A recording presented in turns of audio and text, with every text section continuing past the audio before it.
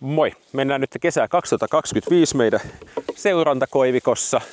Mä istuttelin silloin yhdellä shortsilla ja sit sen jälkeen, tää ei tässä joka syksyinen homma, että mä levittelen täällä tätä trikoa. Eikä tää on tällaista lampaa munuaisrasvaa. Tää haisee pahalle, hirvet ei tykkää syödä sellaisia puita, mitkä haisee niin pahalle.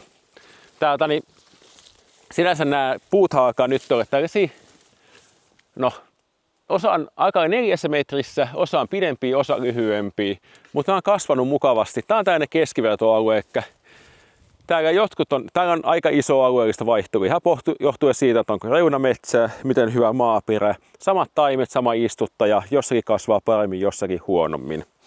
Ja tässä jos mietitte tämän tulevaisuutta, niin me oltiin viime kesä vietettiin tuossa koivikossa, niin me veikkaan, että tullaan tähän näin koivikkoon suunnilleen 9 vuoden päästä. Silloin nämä puut on tämän paksuisia. Sitten sen jälkeen taas kaadellaan nämä ja ensin harvennetaan ja saadaan ensimmäiset tulot. Sitten jos täällä on kauheita monttuja, kun täällä on mätästetty.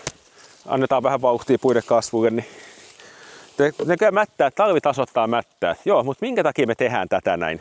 Jos me ei tehtäisi tätä, niin tänne tulisi hirviäiti lapsensa kanssa. Sitten sen jälkeen hirviäiti pohti, se tuo päällä kaikkein parhaimmat vuosikasvut, tuoreimmat.